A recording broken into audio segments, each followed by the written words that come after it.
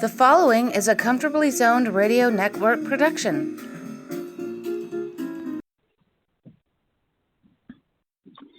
Thank you, Tally Olson. I am back. You are comfortably zoned with me, the Zig Zag Man, in Alameda, California, right across the bay from San Francisco, across the moat from Oakland, Northern California. And my MO is that I talk to the most interesting people on the planet. Today is no exception. Robert Moore, you bring me back to my days of doing comedy in the 80s and 90s, and they were very happy days. So I'd like you to talk to me about Robert Moore. How are you? I'm good. Like I said, I'm in a Hawaiian shirt, shorts, and I'm barefoot. So. And what could be better? The only place. I'm not pregnant. And you're not pregnant. I wasn't going to ask you that on the air to embarrass you, because in today's day and age, anything goes. And haven't seen you in a long time. And there are always changes in this here world. You were born in Southern California, and when I knew you, you were up in Northern California. And now you're in Florida. So you made 3 changes along those lines. What brought you to Northern California from Southern California? Well, I was in 5th grade, and my mother remarried and moved to Fremont, California, which is close to Alameda. Absolutely right, up 680 or whatever it is. Actually, I go the back way. Doolittle Drive will get you there eventually, and and I do little, so it's an apropos road for me. Fremont is a working man's town. Am I correct? Yeah. When I moved there in 65, I think it was, 66. Wait, no, 65. It had a lot of orchards and stuff like that. Yeah, it was a working man's town, but it hadn't developed all the way yet. It was kind of out in the country. Actually, when I came from Southern California and all the orange groves that I loved to play in and have orange fights and stuff like that, it was like I died and went to heaven, to be honest with you. Down there. Or coming up here. Did you enjoy? Yeah. Oh, no, I always loved the Bay Area. Once I came out of Southern California, I never wanted to go back there. Let's put it that way. Beautiful. Weather notwithstanding, I have to admit that the weather in Southern California it's offset by the constant commute anywhere you want to go and the smog. And but I came out here the same time. I was stationed in Fairfield in the Air Force in 1966. So I know the changes between then and now in Northern California.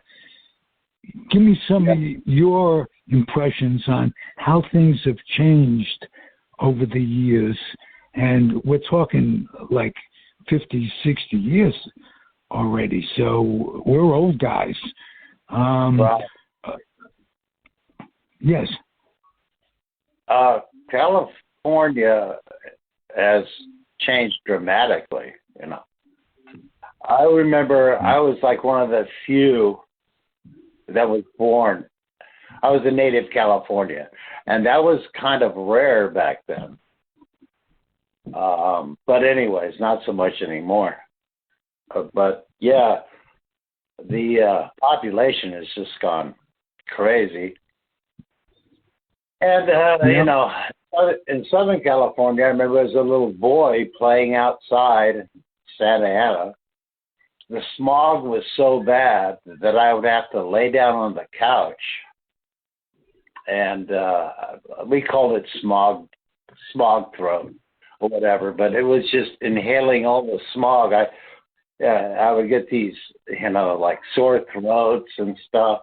It was just horrible.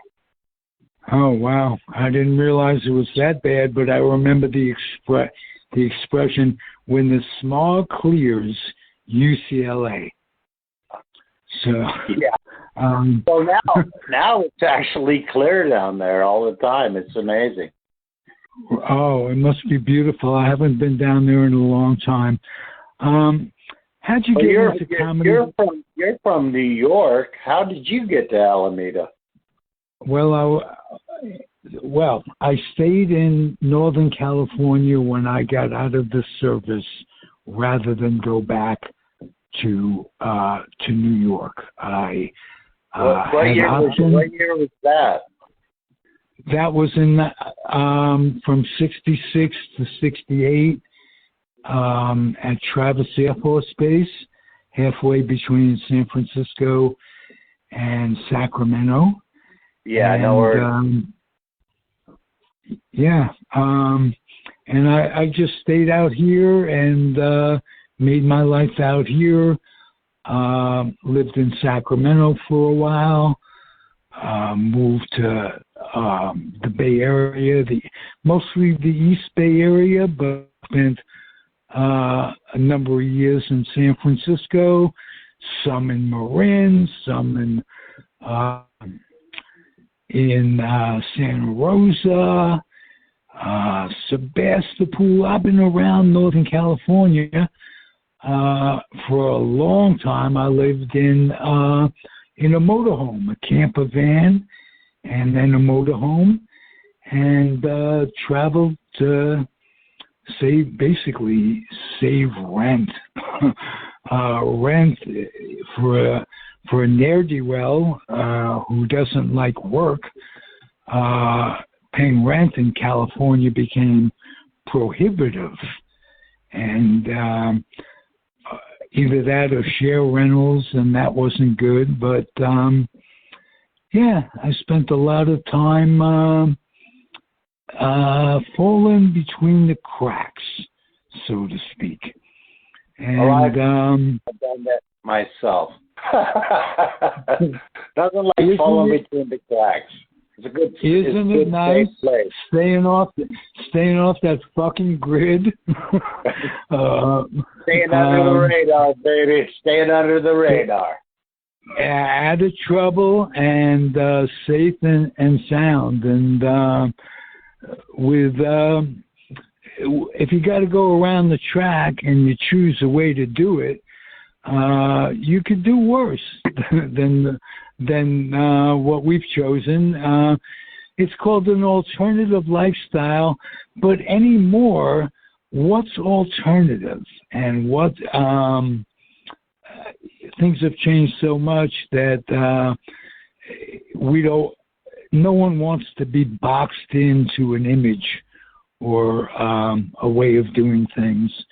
And you can reinvent yourself and do what makes you happy. If you're a hedonist, a responsible hedonist, a narcissist, that doesn't hurt to be that. I have a little narcissism in you, and be blasphemous. Make fun of it all.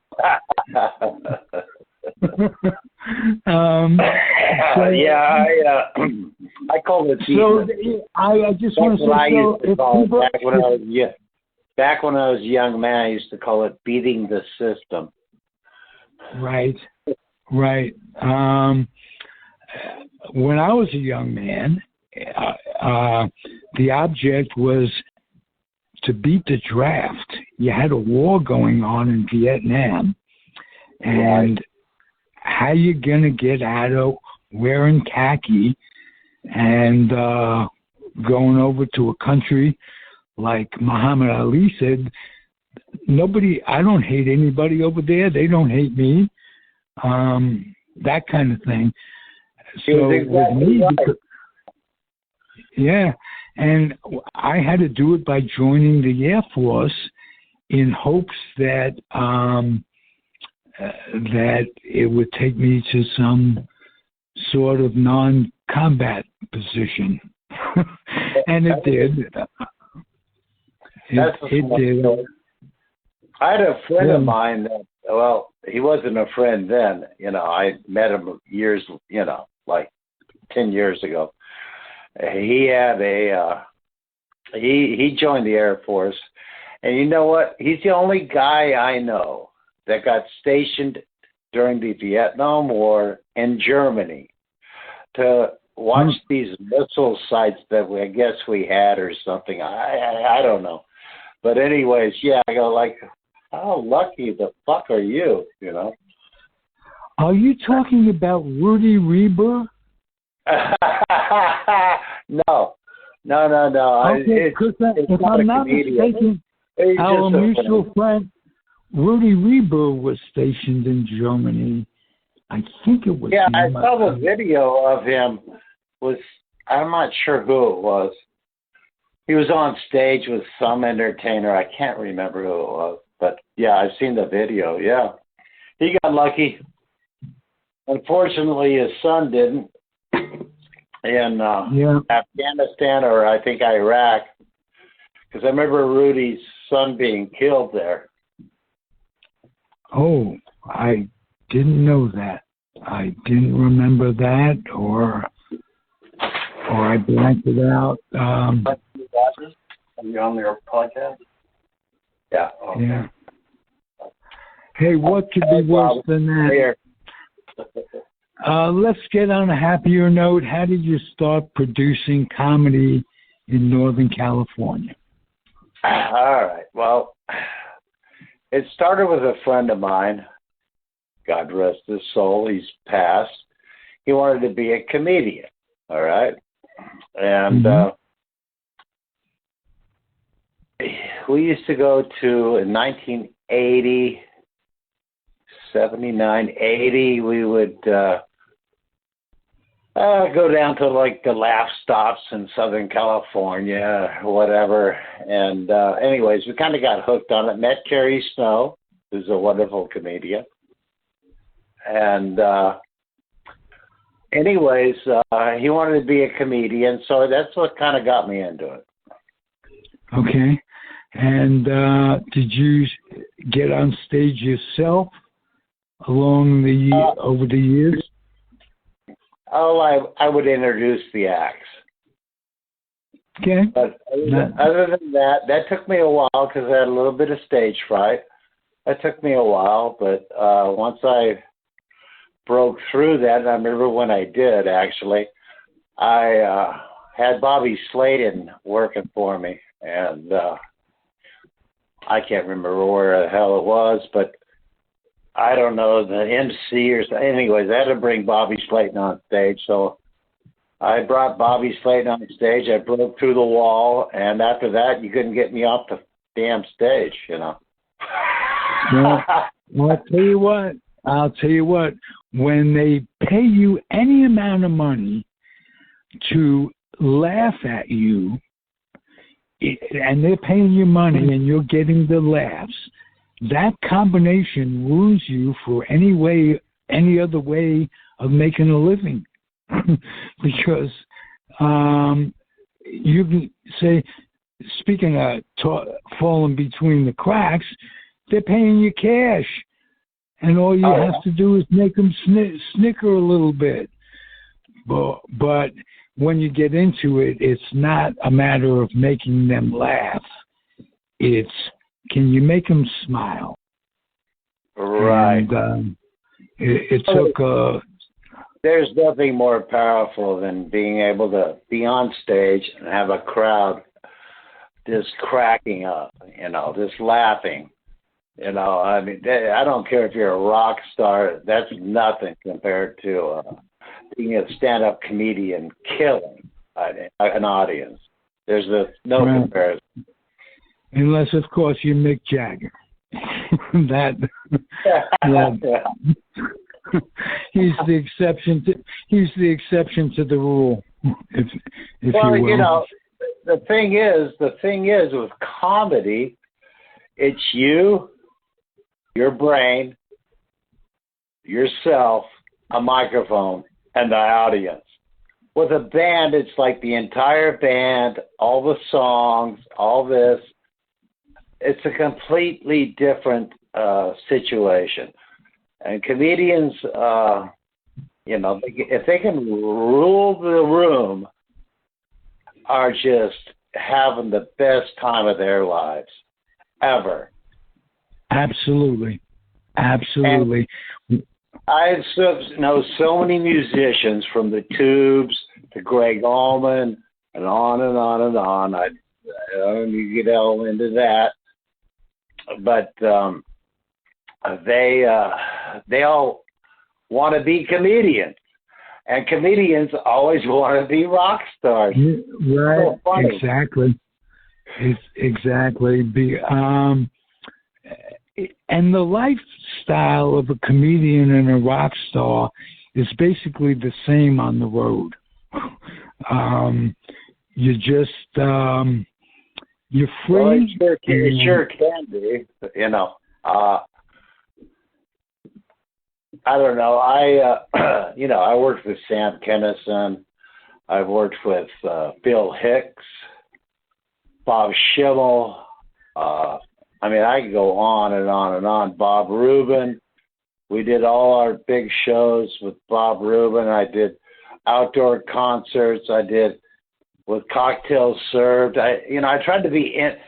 What I tried to do, Ralph, was to, once I got it really into it, a few years in, I wanted to be a little different. I wanted to present comedy in a unique setting, and I had outdoor shows, and not huge concerts, right?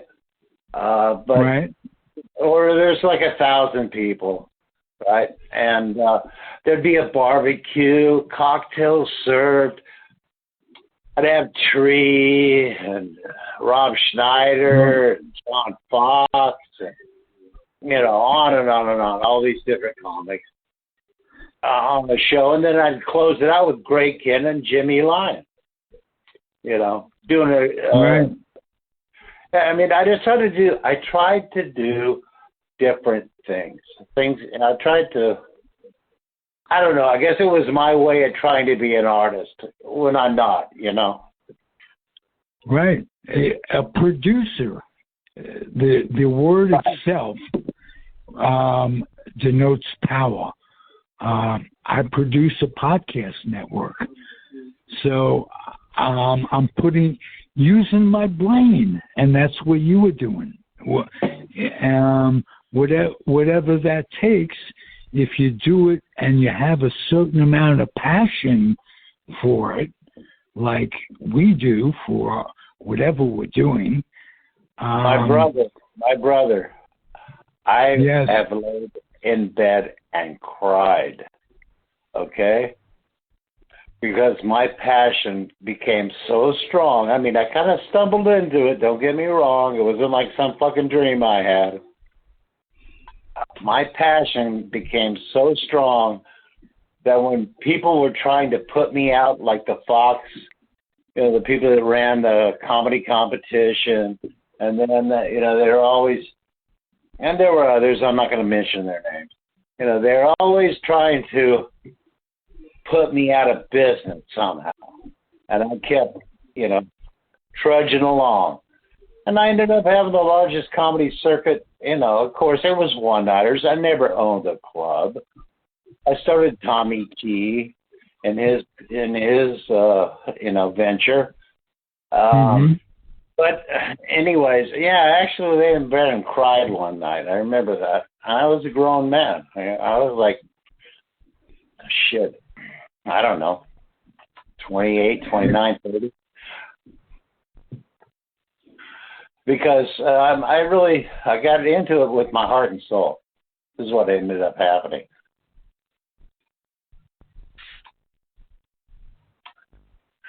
And I worked with some of the best comics in the country, you know. Some of them would never do one-nighters because that's all I had was one-nighters. But I had a well, I'll tell you what. You worked with one of the best human beings. You mentioned Tree. I love Michael. I worked with him a lot. And Michael will look you in the eye. Need I say more? He's a great fucking man. Yes. Wow, I have good memories of being on the road with him. And he was this big lumbering guy. And when you see him on stage, he was nothing like he is in person. He's so kind and gentle. Right. Exactly. So nice to a new comedian. So understanding of what goes through a new comedian's head. A comedian that doesn't have the confidence yet and would never get it with talking about myself without approval of those guys, the Pritchards, Mitch Pritchard. Pritchard's a great guy too. Pritchard's a great guy. Exactly. He has definitely saved a few souls along the way. Oh yes. Somewhat self-righteously sometimes, but that's the way it goes. He's helped a lot of people. One of the people he's helped a lot is Doug Ferrari. Another guy. Doug's, don't get me wrong. I love Doug. He's just a little complicated. Yes, that's the best way. More than a little complicated, and he will be the first to tell you that, which is something that's I can say that's nice about Doug. But he needed and needs Mitch Pritchard throughout life. Everybody needs him, but none more than Doug. Let's put it that way. Yeah. Well, I'll tell you what, Al Cleathan is another one that, Pritchard, pulled out of whatever swamp he pulled him out of. I don't remember. But Pritchard was he was like a pastor to some of these guys. I don't know how else to put it. And he wasn't really a religion thing, but he was more into the fatherly kind of thing. I'm not sure. But Pritchard was a great guy. He is a great guy. The funniest thing I've ever seen in comedy is, and it's not a funny circumstance, but Pritchard had bypass surgery. And as we've talked about, there is no insurance for comics. There's nothing like anything that would be. I actually tried to do that. I tried to get the Fox Productions, other bookers in the Bay Area to all get together and call ourselves, which is kind of a stupid name now that I think about it, but I wanted to call it Comedy Incorporated. Or Comedy Inc. Not at all stupid. Not at all stupid. But I wanted it to be to where these guys could get health insurance. And, I have, not a 401k, but, I just wanted to look out for the comics. And I couldn't get none of them to join in. Well, as the result of that, not only Pritchard, but Will Durst and Carrie Snow all have had serious health problems as people in their middle to upper years go through, and there was nothing to cover them, nothing along those lines. And Mitch, excuse me, I don't mean to interrupt, but some of them did it. They had any after, television experience. They could get into like Bob Rubin, for example. He's been on television and stuff, so he has his union from the television.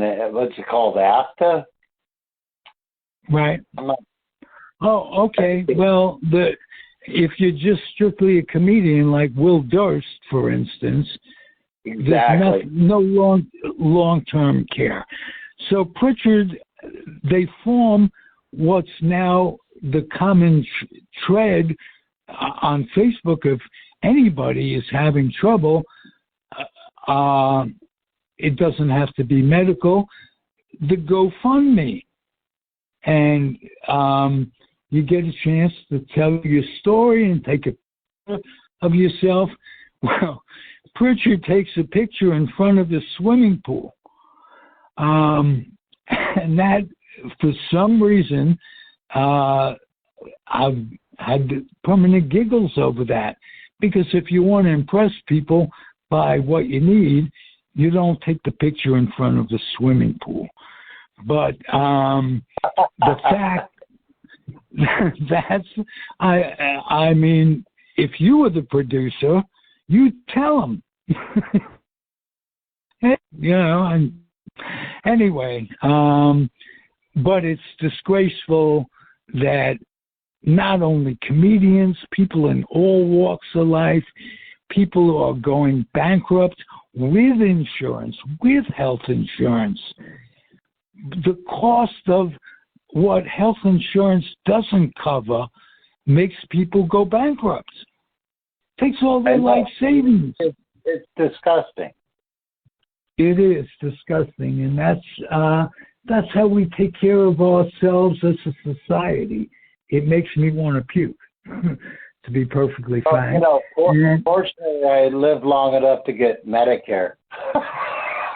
Yeah. I told my doctor when I went in to see him, I go, look, I'm an old beat up pickup truck. I'm going into the garage to get checked out. I've never been checked out before. So don't be surprised. Well, fortunately, it turned out I'm not in that bad of a situation. This old pickup truck is still running. And if you avoid a doctor's care and getting in the system and getting this medication, which doesn't go with that medication, which offsets that medication, you'd be much better off not taking any medication. Hey, Ralph, the only time I went to a doctor was to get a penicillin shot for gonorrhea. I think at this point, I'm just saying. I think that was a freak thing too, but I'm not sure. What's sad in today's day and age, that statement makes you a commodity. So where can they reach you? Where can people reach you that want that sort of service? Robert, you've been tremendous. Tell me how you got from California. What made you stop producing comedy to Florida? First of all, I started in 1981. Okay, I started doing it. What I called it was a comedy contest. What I wanted to do was, because all these comedians, Kravitz, I go on and on, Ray Booker, I can't think of all the names. Anyways, they were all doing open mics at the Holy City Zoo, which I thought was great.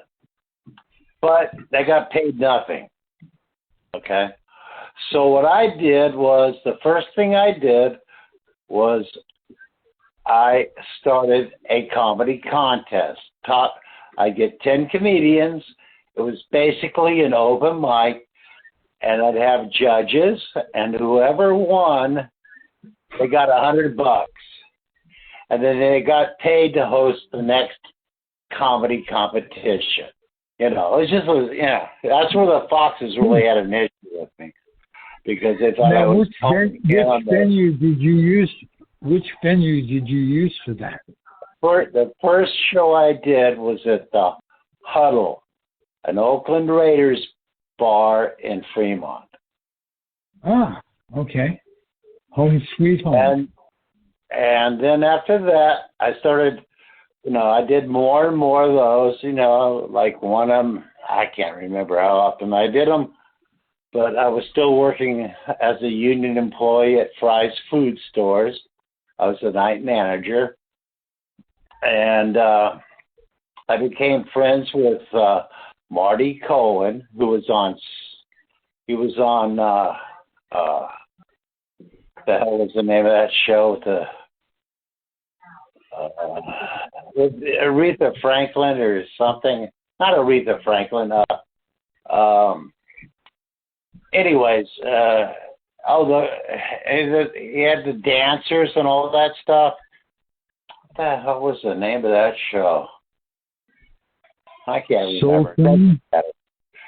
Andy Gibb ended up hosting the show after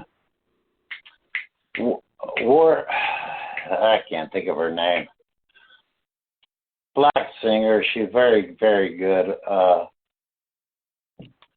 Anyways, Golden something. I can't. Let me think about it for a second.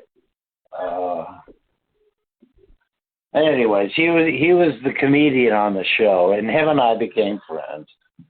And then, you know, I was doing these contests and stuff, and Dan St. Paul, you know who he is? Yes, I do. He came to me and he said, Bob, you've got all these contest things going. Why don't you turn it into a circuit? So he's the one that lit the light in my head to start forming a circuit, which is what I did in 81. Now, was this the Valley? No, this was all over. I mean, I had to, in the first year. Was it the Sweetwater? Within the first year of me doing that, I had the largest circuit on the West Coast, and I had no idea what the hell I was doing. Wow. It was so easy back then. Yeah. What made it difficult? Why did you get out of it? Well, let's put it this way. If they want to have a comedy night on a Wednesday night, I'm just hypothetically saying some club, or a Tuesday night, or a Monday night, or whatever night. The reason they want comedy is because they're dead on that night. They need help. Right. So you go in, you charge them a flat rate, you pay the comedians, whatever, and you walk out maybe with $100, right? But if you get enough of them going, you're making pretty good money. Right. But then at the same time, if they fail as a club, I'm talking about their Friday and Saturday nights, all of a sudden you got to find another room. Because the club is obviously on a failure mode. So as much as I filled the container with water, there was a hole in the bottom that leaked out. So it's always finding other clubs. So I hired salesman Jim Medeiros. I had and then Flip Orley. I don't know if you know who he is or not. No, I don't. Oh, he's the funniest hypnotist you'll ever see. God, he was funny. Anyways, he had a circuit in Arizona, Phoenix area, and he gave it to me. So I had Phoenix. I had the entire Bay Area. I'm booking Tommy T's. I was doing like 2 or 3 shows a night. I was rolling. And, wow. Yeah, it was crazy. But, you got to understand now, the reason it was so successful for me is because I knew about Alex Bennett. And I used to bring Kevin Pollak and all these other guys onto his radio show. They would promote my shows. So my shows were very popular. And I ended up producing 4 of Alex Bennett's live shows, his concerts. And, of course, I did Jay Leno and Sam Kinison. I was the first one to bring Sam to the Bay Area, as a matter of fact. I got a funny story about that if you want to hear it. I know that he left Tommy T's and died that night, if I'm not mistaken. That's not the funny story, but am I correct? What now? He left Tommy T's and died in a motor accident. Tommy T's, Sam Kinison. No. You've got that all wrong. Oh, all okay. wrong. Sam was on his way to some casino place in Nevada. And Carl LeBeau and Alan Steven, they were, who all worked for me. Matter of fact, Alan Steven just wished me a Merry Christmas and a Happy New Year. But anyways, he's our last living outlaw because Carl LeBeau's died, Mitchell Walters has died, and of course Sam has died. But Carl LeBeau was in the van behind Sam and Malika, who he just married in Hawaii. And they were driving to, I can't think of the name, somewhere in Nevada. Just, it wasn't Vegas. Anyways, I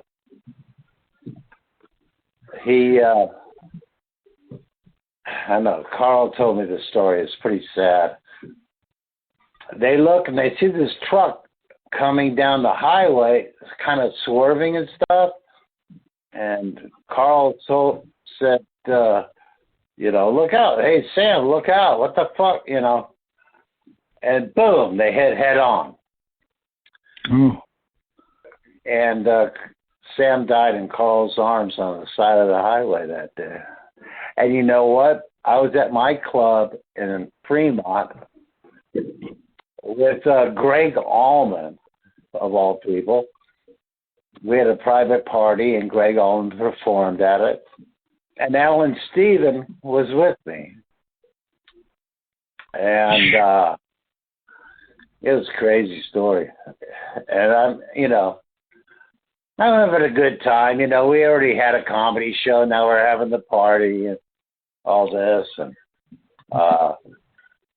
I'm changing gels in a fucking troupette, if you know what I'm talking about. It's just a spotlight. And because Greg's performing, you can't just give him a white spot. I got to, add a little psychedelic to it. And this guy walks up to me, Bill Rivington, he goes, "Hey, Bob, man, I just heard Sam Kinison died." I go, "What?" So next thing you know, we're on the phone because Alan Stevens there to the hospital in wherever it was in Nevada. I can't remember. Anyways, yeah, it was a painful night, and that night, actually, Alan talks about it on on What the Fuck, Mark Marion's podcast, how he walked in with Sam, and Sam was in my room, or not, excuse me, Greg was in my room, and we were talking, and so I left him and Alan alone so they could talk. And Alan talks about how, yeah, I know, man, I lost a brother too. You know, anyways, it was very touching, very connected for his, a far distance that we were from each other. It was a night I'll never forget. Let's put it that way. Okay. We have one more mutual connect. Do you know Rocky Gruber? Rocky Michael Stallone? Not Stallone. No. Different I said pronunciation. Stallone with a C. No, with a G. Okay. What's Florida like compared to California?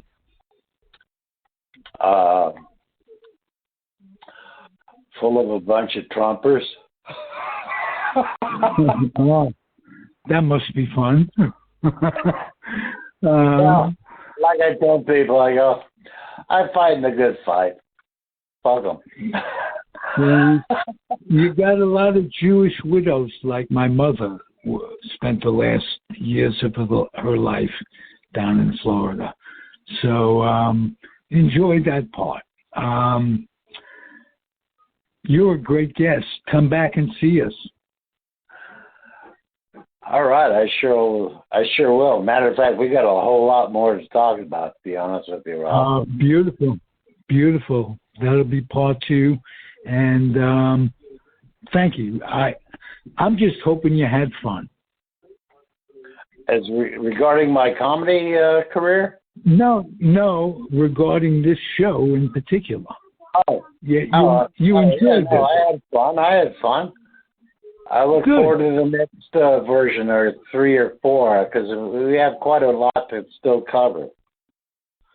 No question about it. And I'm going to enjoy covering it with you. Take care. Thank you for listening, everybody. The show is Comfortably Zoned with the Zig Zag Man. I'm Ralph Tycho, Alameda, California. We have 3,100 offerings on YouTube. So if you go to YouTube, you could really enjoy yourself. Just shop around and help yourselves. And I enjoyed today. Thank you very much for being here. Thank you very much for listening, everybody.